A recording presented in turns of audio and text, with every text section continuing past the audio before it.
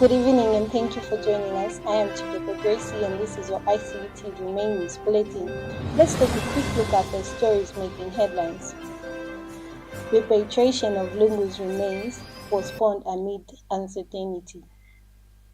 Zambia deepens collaboration with World Health Organization to strengthen public health systems.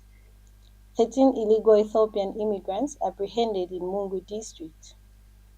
Zambia and IMF agree on $194 million financing conditions. Floods sweep away school minibus in South Africa. Former Liverpool assistant Lijnders joins Man City.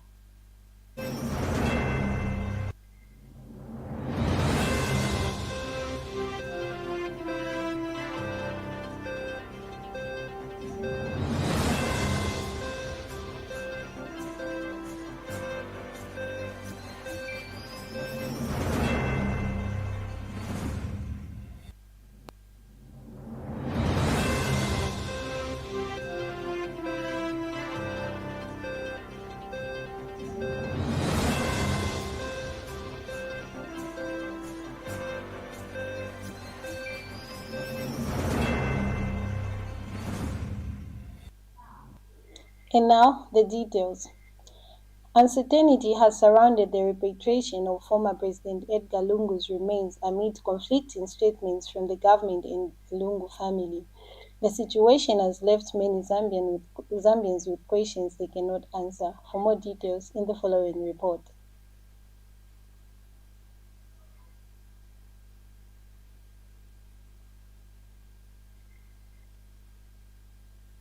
While many Zambians believed that the government and the family of President Edgar Lungu had reached an agreement regarding the repatriation of his remains, uncertainty continues to surround the exact date of the arrival of his remains in Zambia.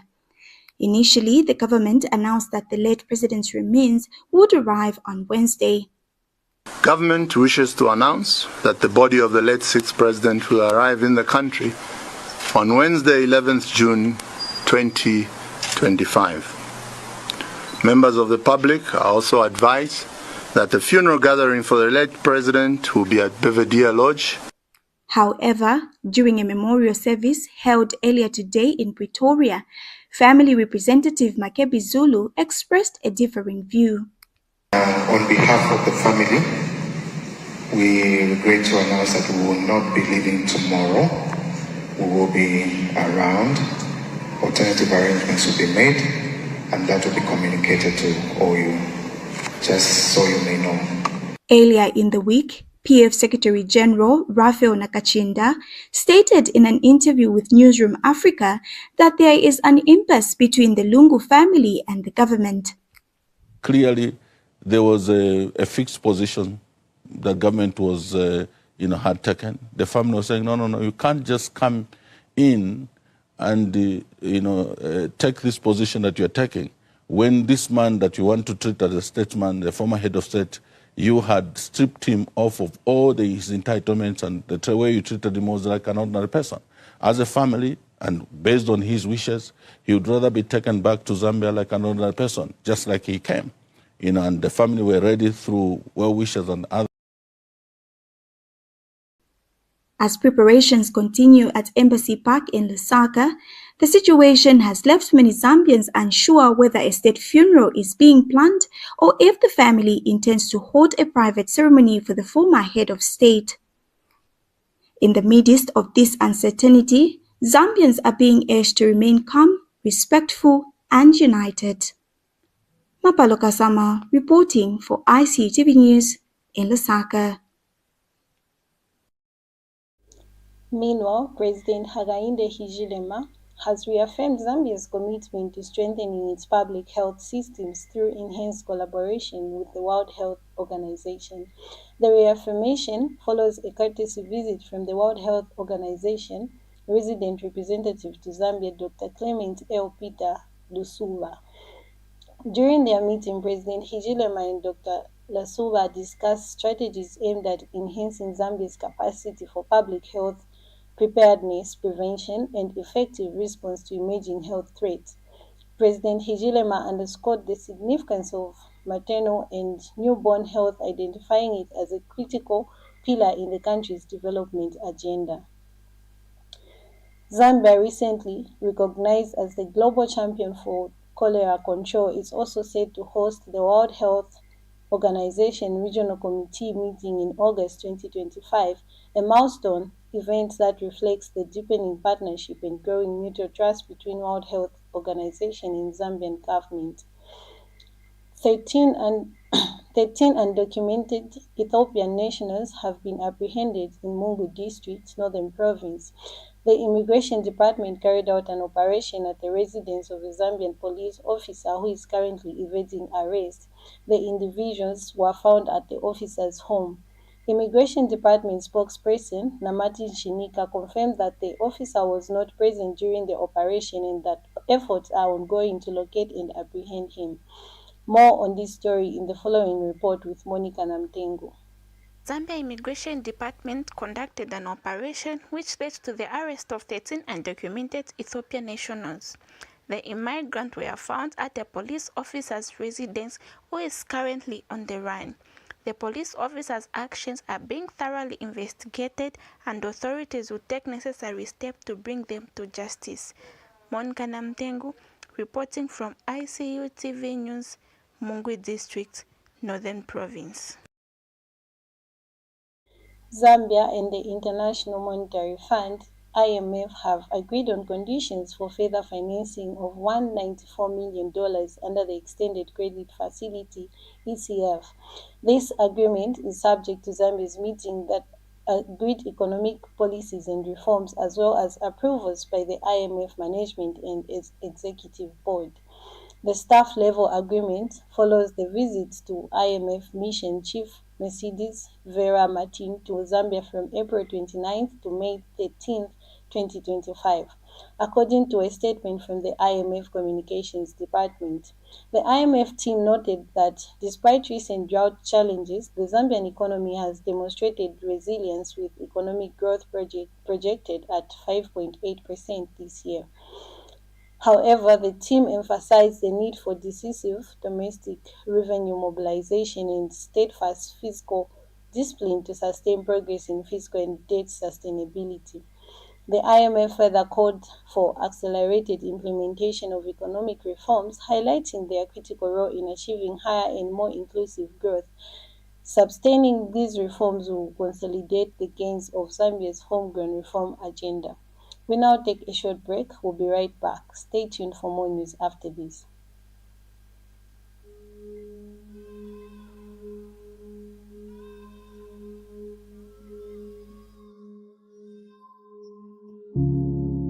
I've been waiting to hear from you. And I've been watching over you. When you woke up this morning, I was ready to hear from you, but you woke up and chose to devote your time to the multitudes that couldn't be less bothered by your misery. I knew you when you took your first breath, knew you when no one else did. I stood by you on your first day of school, and stood by you when you felt burdened by the troubles of this world. I knew you, my child, and I was there for you through it all. I've been watching over you, and I've been listening as you speak. When you wake up each morning, I wait and listen, hoping you would let me in on the plans you have set for the day. Why won't you just let me in and have me be a part of your life? Cause my child, I've been watching, hoping that you will invite me in and let me be there with you every step of the way, trusting that I know what's best for you and would never lead you astray. I've been listening to every little wish you make, and I've been waiting on you though, waiting for you to finally finish those public charades you pull in my name so that we can finally have a heart-to-heart, you and I, waiting for you to welcome me into that very heart you've already deemed irredeemable so that I may renew it, waiting for you to finally listen to all the things I say to you on a daily basis, the pleas, the warning, the advice. My child, I am so waiting, holding on to the fear of losing you. I wait and wait and wait, hoping that you'll be ready though before it is too late. Because my child, I've been listening to you make wishes about how you want to be rich by 24, made by 26, and crowned best of the best by 30, wondering how exactly you think you've got it down all on your own. I've been listening waiting to hear the part where you finally mention my name, the part where you mention that you're gonna trust me, the part where you shout, I have a Father in heaven who will guide me through it all, clearing the path before it is even in sight and illuminating it so my feet may not falter. A Father who will not only show up, but show off with me. I am still waiting with the hope that you'll be ready before it is too late. Let me in so that we can finally have that heart to heart, you and I, waiting with the hope that you'll be ready before it is too late. But I'm still waiting.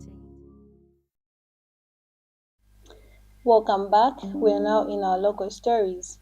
A 25-year-old woman from Lusaka's John Lane compound has pleaded not guilty to charges of deserting a 3-month-old baby.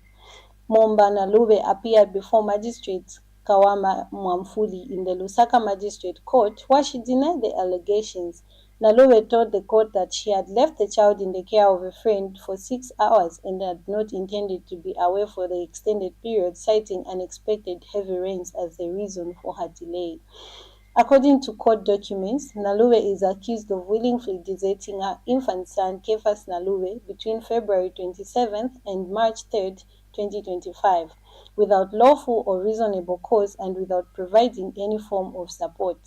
The court has adjourned the case to July 10th, 2025 for the commencement of the trial. Luapula province is experiencing a surge in motorcycle accidents, with over 700 incidents recorded last year, mostly linked to riders' ignorance traffic rules. In response, a Mansa-based company is stepping up to improve the road safety. Locate Property Real Estate, as part of the corporate social responsibility, is distributing reflectors to motorbike riders who transport passengers in Mansa.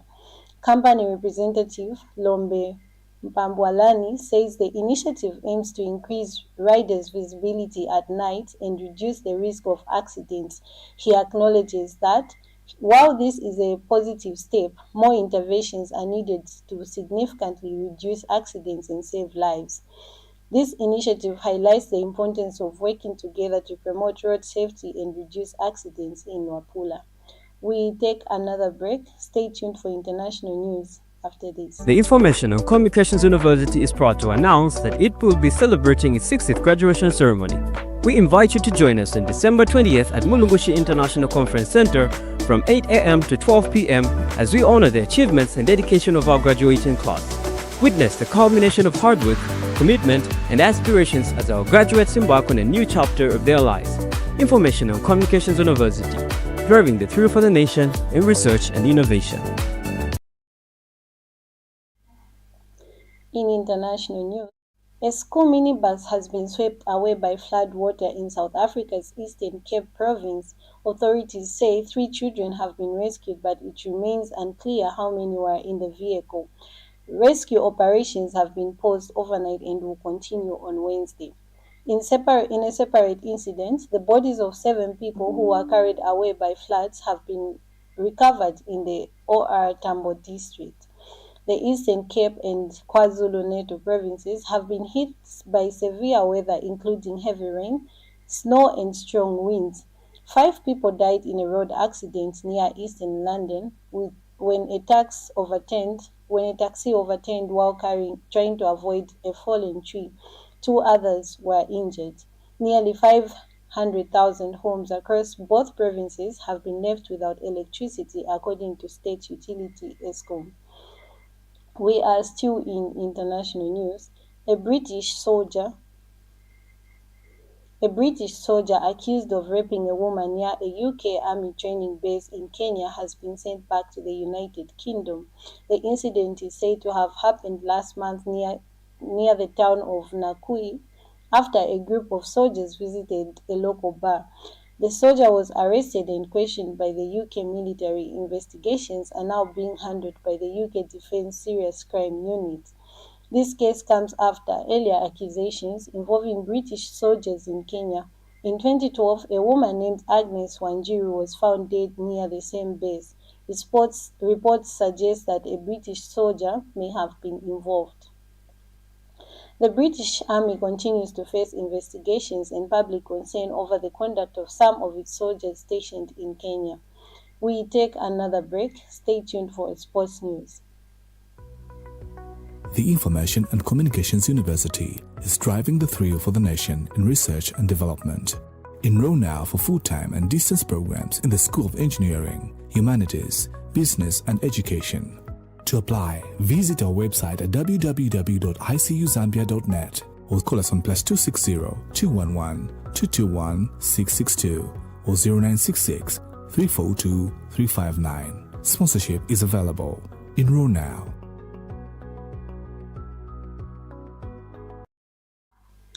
Thank you for staying tuned. We are now in sports news.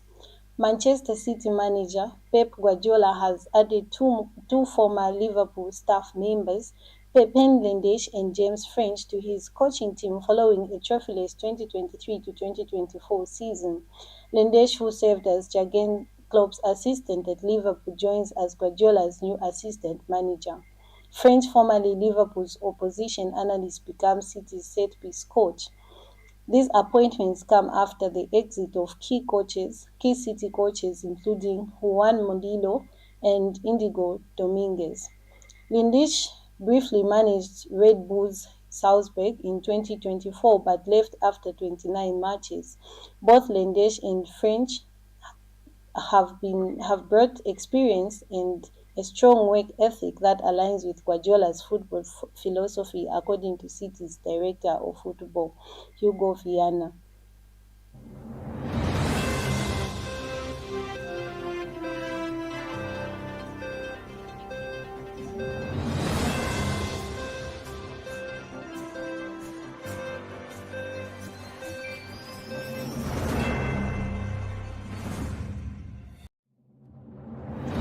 That sports item brings us to the end of our main news. But before we go, let's take a quick look at the stories that made headlines. Repatriation of Lungu's remains postponed amid uncertainty. Zambia deepens collaboration with World Health Organization to strengthen public health systems. 13 illegal Ethiopian immigrants apprehended in Mungwi district. Zambia and IMF agree on $194 million financing conditions. Flood sweep away school minibus in South Africa. Former Liverpool assistant Lijnders and joins Man City. Thank you for staying with us. For more news details, you can visit our website www.icutvzm.com or our Facebook page ICU TV. See you next time.